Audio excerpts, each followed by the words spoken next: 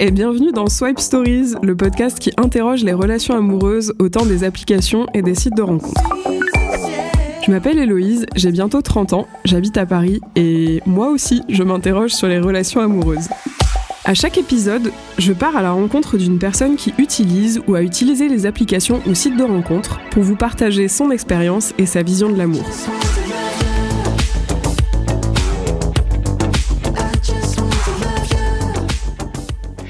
Bonjour à tous, on se retrouve aujourd'hui, comme tous les vendredis, à 17h pour un nouvel épisode de Swipe Stories. Donc j'espère que vous allez bien. Aujourd'hui, on se retrouve donc pour la partie 2 de mon petit hors-série qui était dédié au panorama, en fait, depuis les origines des sites et applications de rencontres jusqu'à aujourd'hui.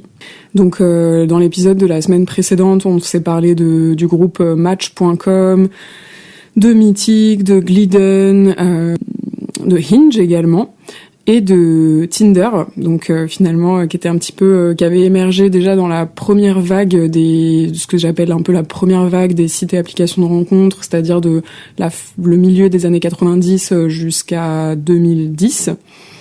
Et il y a juste un petit point sur lequel je voulais revenir, parce que du coup, j'ai présenté Gary Kramer, le fondateur du groupe Match.com, comme un peu la première personne à avoir initié les sites de rencontres.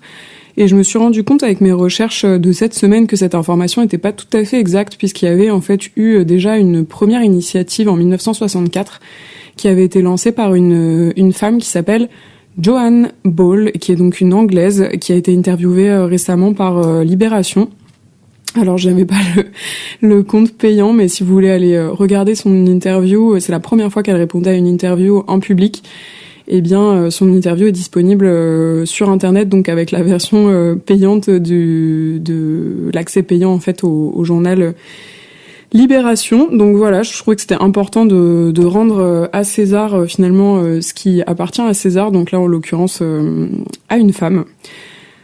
Rentrons maintenant dans le vif du sujet de notre partie 2. Donc je voudrais commencer avec un chiffre clé. En France, en 2018, d'après une étude de l'IFOP, il y avait déjà un Français sur 4 qui s'était inscrit sur une application ou un site de rencontre. Donc globalement, c'était assez répandu. Aujourd'hui, je pense que ce chiffre, il a vraiment augmenté.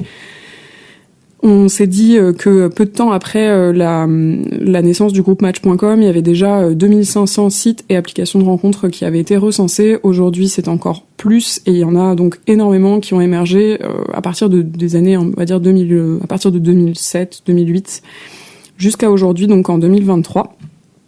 Et donc je voulais qu'on fasse un petit tour d'horizon, comme une petite fiche d'identité plus ou moins détaillée, des principaux sites et applications de rencontres existants. Donc on va parler de Bumble, on va parler de Fruits, on va parler des sites confessionnels comme Inch'Allah, Mektoub, J-Date, Theotokos, Lovoo, Grindr, Timey, Her, Zoé, donc pour la partie appli de rencontre LGBT. Et vraiment dans mes recherches, en fait, je me suis aperçue qu'il y avait il y avait vraiment un site ou une application de rencontre pour dédié à chaque besoin, quasiment. Donc ça va jusqu'aux applications de rencontre et sites de rencontre pour personnes de petite taille. Donc sur certains ils mentionnent même application de rencontre pour nains et nabos. Donc moi j'avoue que je trouvais ça un peu péjoratif comme appellation, mais sur certains c'est vraiment comme ça qu'ils l'écrivent. Pour information, on va parler aussi de Happen, on va parler de sites aussi qui sont un peu moins connus. Dans la toute dernière partie de l'épisode, je voulais qu'on se concentre en fait sur quelques initiatives que j'ai trouvées assez innovantes et ludiques et que je voulais prendre le temps de vous présenter. Donc pour commencer, on va reprendre un petit peu par ordre chronologique finalement. Donc il y a un site que vous connaissez sans doute, qui a été créé d'ailleurs sous la forme de site au départ, qui s'appelle Badoo. Donc Badoo, ça a été créé en 2006 par un certain Andrei Andreev au Royaume-Uni. Très rapidement, en fait, en moins de 5 ans, Badoo a dénombré plus de 100 millions d'inscrits dans 180 pays, donc ce qui est assez énorme. Et en 2011, donc vraiment peu de temps après, Badoo est considéré comme étant le premier site de rencontre. Badoo est le premier site de rencontre à proposer justement une application Android. Donc je vous disais, c'est à peu près dans les années 2010 où ça a commencé à se présenter sous la forme d'application mobile. Donc ils ont vraiment présenté une appli avec un design allégé, de façon à ce que les utilisateurs puissent vraiment se servir de l'application exclusivement, en tout cas aussi sur mobile. En 2013, donc le site il dénombrait 184 millions d'inscrits et il est considéré comme étant le 5e site au monde. Donc Badoo, je vais vous en parler rapidement parce que moi je l'ai aussi expérimenté. Le fonctionnement, c'est donc une inscription gratuite avec un modèle freemium. Donc modèle freemium, c'est un petit peu le modèle qu'on retrouve sur quasiment tous les sites et applications de rencontres, c'est-à-dire qu'on s'inscrit gratuitement et ensuite pour pouvoir utiliser l'application, en fait en général la plupart du temps pour les femmes, c'est ça qui est assez problématique d'ailleurs selon moi, mais globalement on peut continuer à utiliser l'application sans trop de problèmes en fait, sans trop rencontrer de difficultés. Néanmoins, pour les hommes, globalement, rapidement, ils sont en fait incités à prendre des abonnements payants ou des options payantes en fait, comme des boosters, les options rematch.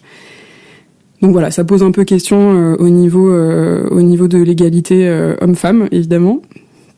En tout cas, toujours est-il que Badoo, donc c'est donc un modèle freemium. Donc pour les femmes, moi en tout cas, je pouvais l'utiliser vraiment sans prendre d'options particulières ou d'abonnement. Fin 2007, ils ont noté qu'il y avait 20% des utilisateurs qui se sont laissés tenter justement par des options payantes. Donc ils ont réussi à monétiser quand même le système.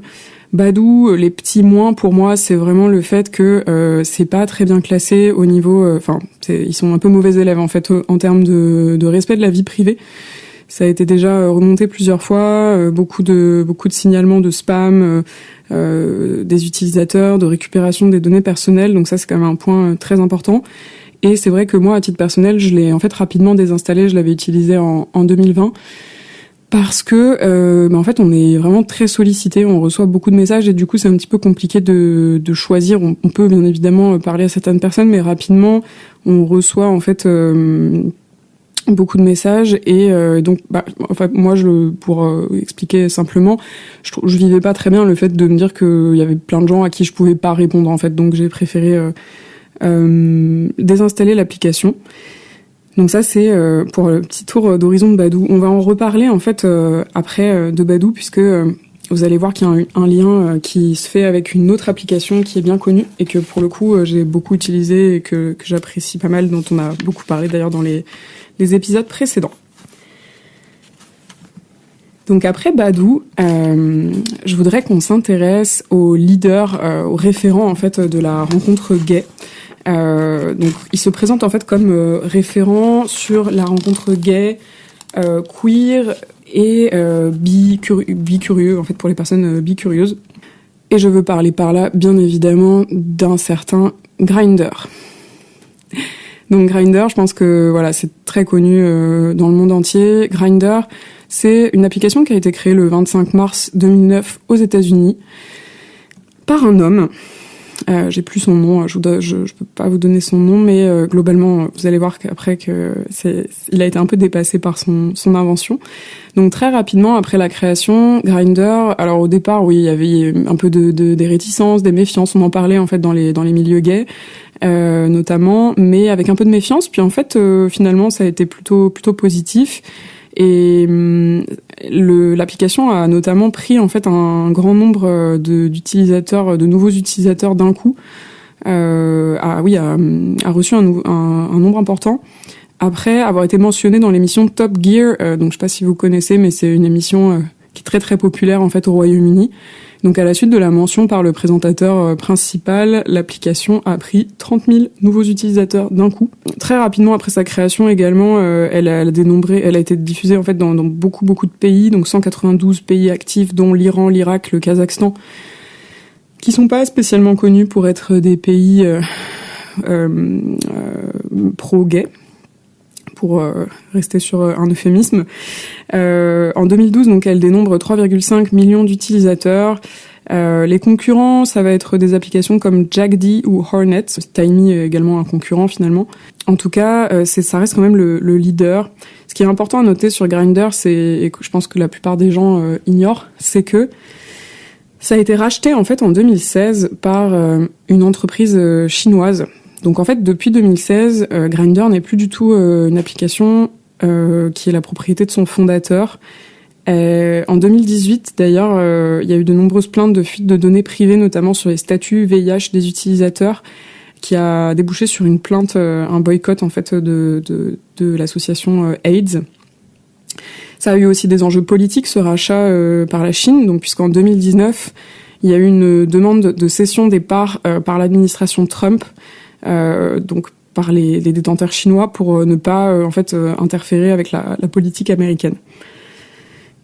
En 2020, suite au décès de George Floyd, donc qui a été donc tué par un policier américain, l'application Grindr a, dans la foulée, en fait, annoncé des suppressions des filtres ethniques qui étaient utilisés jusqu'ici. Donc, si je dois synthétiser l'histoire, globalement, Grindr était critiqué parce qu'ils avaient tendance à recommander aux utilisateurs des profils de personnes qui étaient en fait du même groupe ethnique ou en tout cas qui se rapprochaient. Donc, à ne pas encourager en fait la mixité et la diversité ethnique. Donc, ce qu'on peut noter, c'est que donc déjà ça intervient effectivement à un moment où voilà, c'était un peu, ça peut paraître un peu opportuniste en tout cas de mettre cette mesure à ce moment-là. Toujours est-il que ça a changé donc peut-être certaines choses sur l'application, mais en fait ce qu'on note aussi, c'est que comme le modèle est prédictif, c'est-à-dire que si une personne ça va de toute façon se baser sur les préférences de la personne. Donc si la personne choisit par exemple majoritairement des profils blancs, en fait l'application, ça va pas changer la face du monde finalement de retirer ces filtres ethniques, puisque de toute façon on va quand même continuer à lui recommander des profils de personnes qui se rapprochent en fait de son origine ethnique. Pour continuer sur Grindr, donc toujours sur les partages de données, il y a deux faits que j'ai trouvé assez intéressants aussi. Donc en 2021, ils ont été condamnés en fait par la Norvège à une amende de 6,3 millions d'euros pour du partage illégal de données.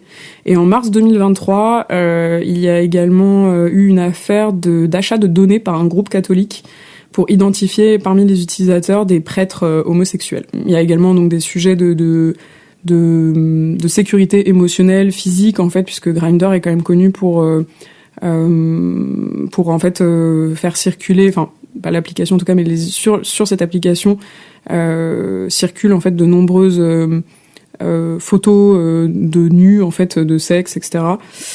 Et ça a été donc beaucoup critiqué aussi pour cet aspect-là, pour le côté manque de sécurité émotionnelle et physique, et voire marchandisation du corps en fait, puisque les gens parfois donc étaient vraiment strictement là pour des rapports sexuels. Et dans certains cas des cas de prostitution en fait, même de personnes très jeunes qui passaient en fait par cette application. Donc ça c'est vraiment pour la face un peu plus sombre de Grindr. Il reste quand même que finalement ça a été je pense pour beaucoup de personnes homosexuelles un moyen de trouver une échappatoire en fait, parfois à des pressions familiales, religieuses. Donc on parlait du fait que c'était utilisé notamment dans des pays qui étaient très répressifs sur ces sujets-là. Ce qu'il faut noter, donc dans la continuité de Grindr, enfin dans la continuité de l'histoire de Grindr, c'est que le fondateur, qui a été un petit peu dépassé justement par tous ces événements récents, une fois le rachat effectué, a décidé de fonder lui-même une alternative en fait à Grindr qui s'appelle Moto et qui a été lancée, si je ne m'abuse, d'après les données que j'ai trouvées, en 2022, et qui a vocation donc à être davantage une safe place en fait que ne l'a été, que ne l'est en tout cas Grindr aujourd'hui. Donc pour continuer dans la foulée de Grindr, je voulais vous parler de son équivalent côté rencontre lesbienne. Donc le précurseur s'appelle Her. Her, c'est né en Grande-Bretagne en fait. ça a été créé par une certaine Robin Exton. Donc Robin, elle est elle-même lesbienne et en fait, elle constate que finalement sur le marché, il y a un grand vide au niveau des applications de rencontres lesbiennes et donc elle décide au départ de créer en 2013 la version bêta de Her qui va s'appeler Datch. Datch, donc c'est vraiment une copie en fait de Grindr. Donc au départ, le but c'était vraiment de s'inspirer au maximum et d'en faire un équivalent côté rencontre lesbienne. Sauf que il s'avère que c'est un échec puisque les personnes lesbiennes se reconnaissent pas forcément dans les codes qui sont utilisés sur Grindr, qui sont finalement au départ plutôt des codes masculins puisque le fondateur était par exemple lui-même un homme. Donc elle décide d'adapter cette application à des besoins plus spécifiques, donc notamment le fait d'avoir des rencontres qui prennent un petit peu plus de temps, d'en développer des fonctionnalités qui accentuent le côté safe place également, et privilégier le côté slow dating qui pour le coup ce qui n'était pas le cas sur Grindr. Donc en 2015 ça donne la version aboutie de Her qui se développe en 2018 en France. Donc le but c'est d'avoir vraiment une application qui corresponde plus aux besoins des personnes lesbiennes. Donc ça fonctionne aussi sur modèle de swipe, on demande d'ajouter minimum 3 photos. Et en 2018, donc l'application organise également des événements en physique, donc notamment des soirées à l'occasion de la Gay Pride par exemple à New York. Her a réuni environ 1200 participantes. Donc c'est une belle performance et c'est une application qui se développe de plus en plus, qui a inspiré également des applis concurrentes comme Zoé qui a été créée en 2018. En 2017 a également été créé Timey, mais je le mets un petit peu à part. C'est plus un concurrent de Grindr dans le sens où c'est une appli vraiment LGBT et qui donc n'est pas spécialement dédiée que aux personnes lesbiennes. Je voulais vous parler d'une application qui est développée en France depuis peu de temps, mais qui rassemble quand même un certain nombre d'utilisateurs. C'est une application qui s'appelle Lovoo. Donc Lovoo, c'est une application mobile qui a été créée en Allemagne en octobre 2011 et qui fait partie du top 5 des téléchargements dans l'App Store et Google Play. Donc ça s'est internationalisé, difficile à dire, depuis 2013, donc en France, en Espagne, au Royaume-Uni et aux États-Unis. Ça fonctionne un petit peu comme Happen avec un système de géolocalisation et des options un petit peu ludiques pour jouer et afficher des profils et notamment une option Icebreaker qui permet en fait d'engager la conversation avec des personnes dont on n'a pas forcément liké le profil ou qui nous ont pas forcément liké en retour. Donc Lovoo, je l'ai rapproché de Happen. Je trouve que c'était intéressant aussi puisque ça fonctionne aussi sur ce même système. Happen, c'est un peu la version française finalement qui a été créée en 2014, une application donc 100% mobile qui paraissait assez innovante aussi pour l'époque et qui permet en fait de matcher avec des personnes qu'on a croisées dans la rue. Donc ça c'est la promesse en fait de Happen.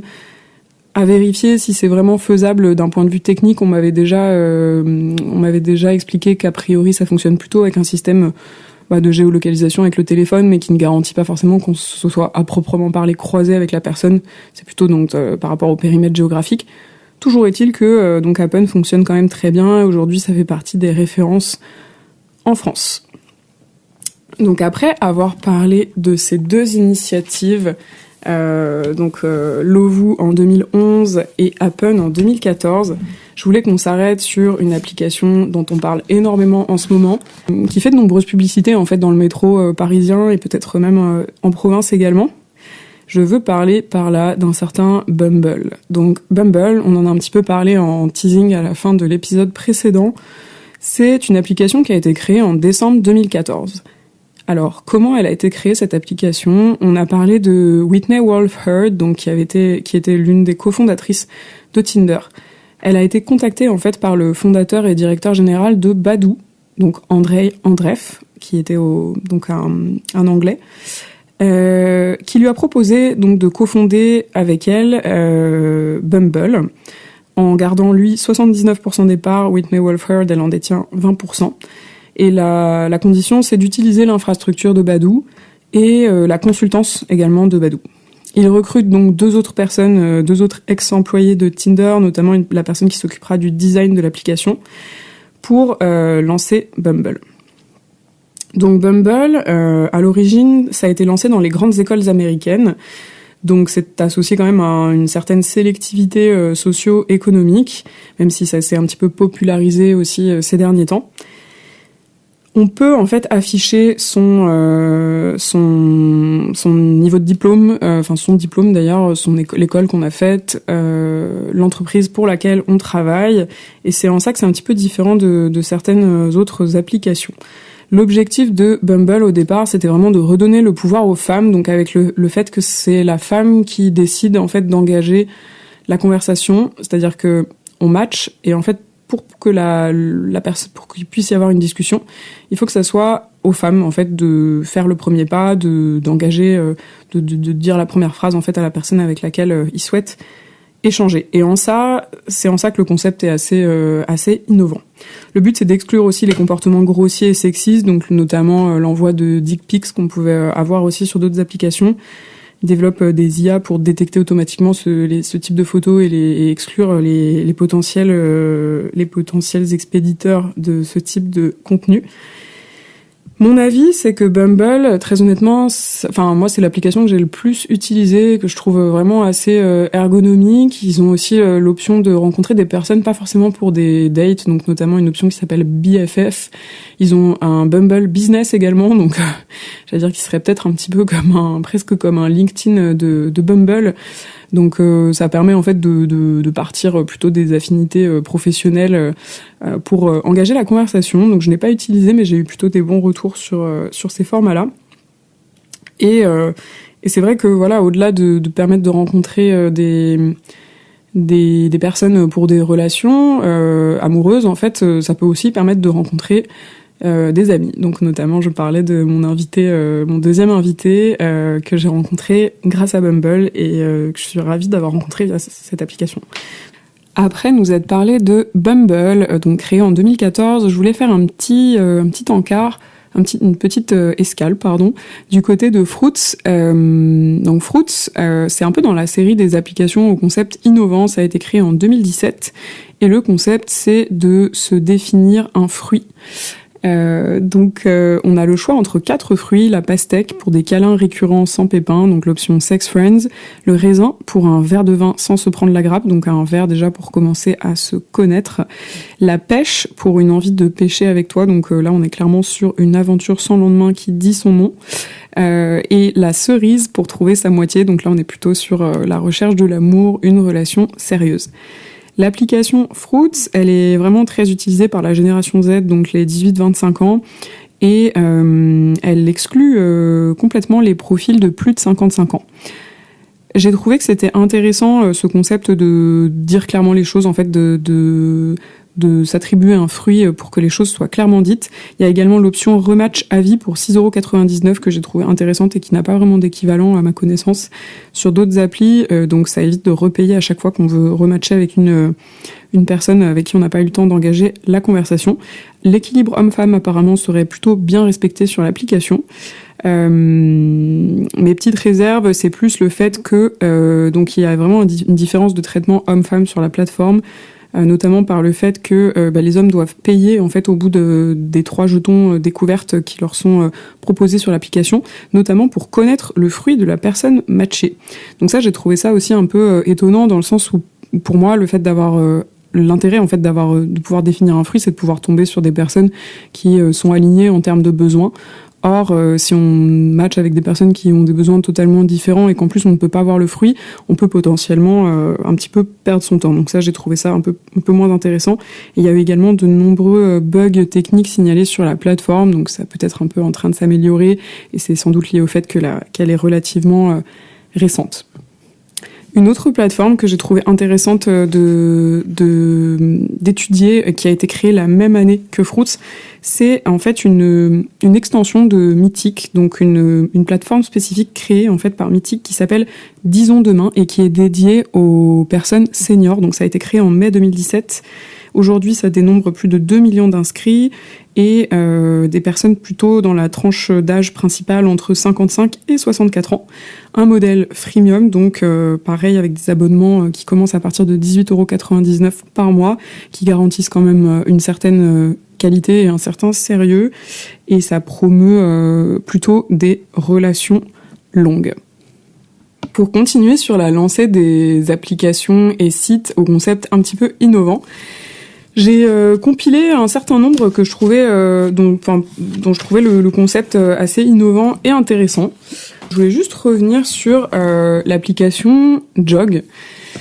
Donc Jog, on en a parlé en fait dans un épisode dédié qui était l'épisode numéro 4 où j'ai eu la chance de recevoir l'un des cofondateurs qui s'appelle Baptiste Maurice. Donc Jog, c'est une application qui a été créée à Toulouse, donc made in Toulouse, et qui a pour vocation en fait de convertir les pas des utilisateurs en match.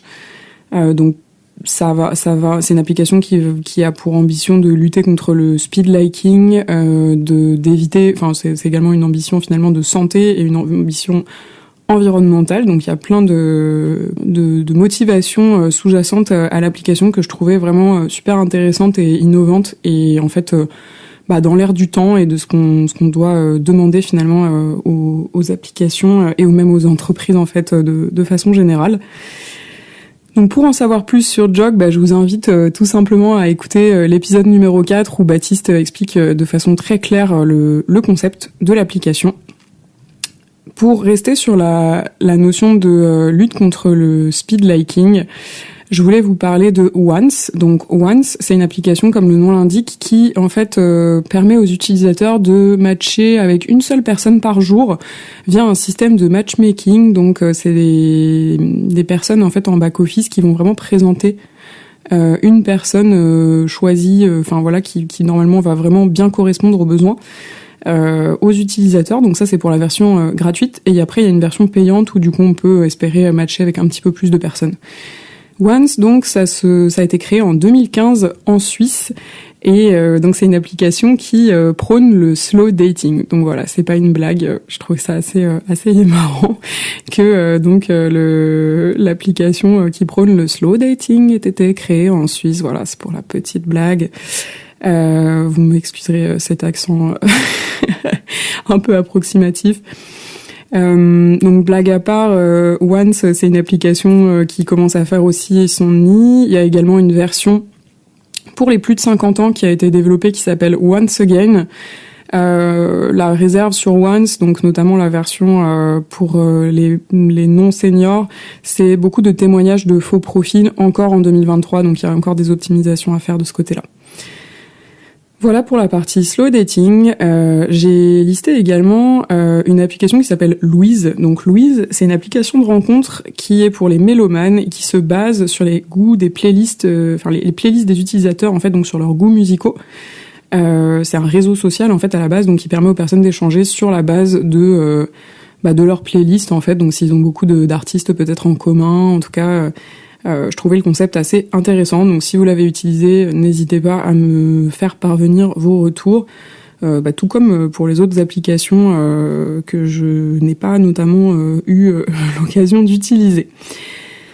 Il y a également Playme. Donc Playme, c'est une application qui permet en fait aux utilisateurs de répondre à des quiz sur les goûts et hobbies de la personne avec laquelle ils vont matcher.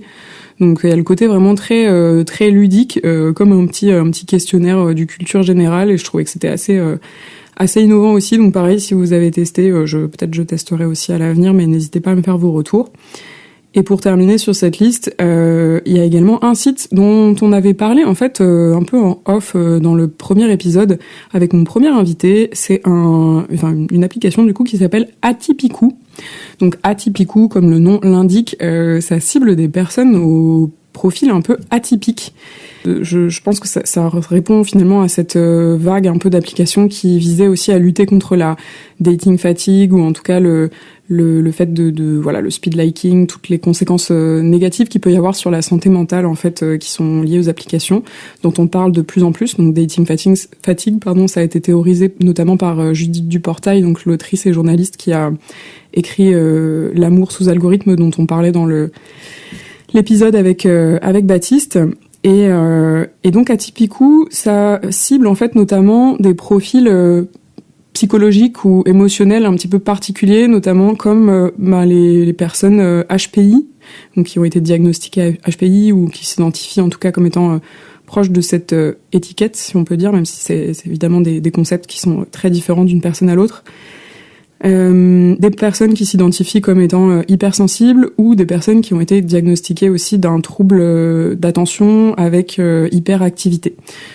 Voilà, donc ça c'est un petit peu pour les principaux profils que ça va recouvrir. Alors, je sais pas ce que vous en pensez sur cette application, mais c'est vrai que quand on m'en a parlé, j'étais un peu partagée parce que finalement on se dit c'est bien que on puisse, ces personnes, en tout cas les personnes qui s'identifient comme telles, puissent rencontrer des gens qui les comprennent en fait tout simplement. Et pour autant, est-ce que ça va forcément créer des matchs ? Est-ce que c'est pas aussi un peu s'exclure que de ne pas s'inscrire sur des plateformes traditionnelles ? Voilà, j'avoue que je m'interroge un peu sur le sujet, donc ça m'intéresse aussi d'avoir vos avis. En tout cas, voilà, c'est quand même intéressant que ça existe aujourd'hui. Alors, pour terminer donc cette série aussi d'applications un petit peu qui répondent finalement à des besoins spécifiques, je voulais terminer sur un ensemble d'applications, toute une sphère d'applications et de sites qui existent d'ailleurs pour les premiers depuis déjà en fait la première vague de création d'applications. Je veux parler notamment ici des sites et applications confessionnelles. Donc, on en a un certain nombre. Je vais pas forcément rentrer dans le détail parce que c'est un sujet que je ne maîtrise pas, et je pense que ce serait plus intéressant d'avoir une personne justement qui s'exprime sur le sujet et qui les a utilisés dans le podcast. Mais pour vous résumer en fait un petit peu les principales. Globalement, pour la communauté musulmane, donc on va avoir le site Inch'Allah. On va avoir également Mektoub et Muslima, donc c'est un petit peu les trois principaux. Donc le plus grand étant a priori Inch'Allah, donc qui regroupe 4 millions de membres et qui aujourd'hui est considéré comme le numéro 1. Je regardais une étude donc sur le site Stat-Rencontre, je vous mettrai le lien dans les sources, mais que j'ai trouvé en fait vraiment intéressant. C'est un site qui fait justement pas mal de stats sur les sites et applications de rencontres, qui mentionnait que il y a une chose à avoir en tête en fait quand on va sur Inch'Allah, c'est notamment le fait que à peu près 30% des visiteurs, à peu près 30% de visiteurs français, donc ça fait quand même une grosse proportion qui n'est pas basée en France. Et comme c'est des personnes qui recherchent des mariages, du coup en termes de faisabilité, ça peut aussi poser des problèmes. Néanmoins, c'est en tout cas le site qui a le plus de trafic, donc ça peut être intéressant pour quand on cherche vraiment à répondre à ce type de besoin. Il y a également Theotokos, donc qui a été créé en 2006, donc ça c'est pour la communauté catholique, qui propose des systèmes d'abonnement payants, donc pour vraiment proposer un service de qualité, des personnes qui répondent vraiment à ce type de besoin. Donc d'après ce que j'ai compris, c'est un site qui n'a plus tellement ses preuves à faire, qui est assez sérieux en tout cas. Et pour la communauté juive, donc le plus connu étant J-Date. Il y a également, j'ai trouvé ça assez amusant, mais des sites pour les personnes notamment témoins de Jéhovah. Donc voilà, ça reste je pense que c'est assez large de toute façon. Ça c'est pour la partie site confessionnel. Après c'est pareil, comme on se le disait en tout début d'épisode, en fait, c'est incroyable à tel point il y a vraiment un site et une application pour chaque besoin. Donc notamment, on a parlé en fait dans le premier épisode de Glidden, et là en recherchant, finalement, je me suis aperçue qu'il y avait aussi des sites et applications de rencontres qui étaient vraiment dédiés aux rencontres libertines et voire, libertines et échangistes. Donc notamment Wild, WYYLDE, et JM Contact, donc JM pour Jackie et Michel, donc c'est en fait une émanation du site Jackie et Michel, qui visiblement fonctionne assez bien, même si pour Wild, j'ai vu beaucoup de plaintes de personnes pour qui visiblement ça n'avait pas très bien fonctionné et qui n'avaient pas trop de retour du service client. Donc voilà, je mets un petit peu en garde les potentiels utilisateurs. Voilà, c'est la fin de cet épisode dédié donc de cette série, en fait, ce petit hors-série dédié aux applications et sites de rencontres depuis les origines jusqu'à nos jours. J'ai évidemment pas pu dresser un portrait exhaustif parce que le nombre d'applications est tellement nombreux et il y aurait tellement de choses à dire que je pense qu'on pourrait en faire de nombreux épisodes, mais j'espère que ces 2 petits épisodes un peu hors série vous auront plu. On se retrouve la semaine prochaine pour un épisode format interview classique avec des super invités, donc restez connectés. J'en profite aussi pour vous remercier pour vos écoutes et vos partages. J'ai notamment reçu un message du site de ranking en fait de podcast qui me signalait que je pense que ça doit être sur Apple Podcast, mais le podcast était classé en 55e, donc voilà, on commence à monter dans la catégorie relations. Donc je vous remercie pour ça. N'hésitez surtout pas à noter sur votre application de podcast ou en tout cas à vous abonner pour recevoir les notifications. C'est grâce à ça qu'on peut gagner aussi en visibilité. Et si vous connaissez donc des personnes susceptibles de témoigner, n'hésitez surtout pas. Je vous souhaite une très bonne semaine et sortez couverts, ce sera le mot de la fin.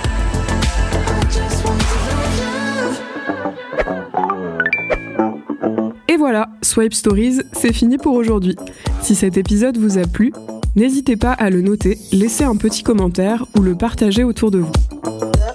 N'oubliez pas de vous abonner pour être notifié de chaque nouvel épisode et retrouver Swipe Stories sur Instagram et sur YouTube pour plus de contenu. Si vous connaissez une personne qui souhaite témoigner de son expérience ou si vous souhaitez vous-même participer au podcast, écrivez-moi à l'adresse swipe.stories.podcast@gmail.com. Merci pour votre écoute et à bientôt!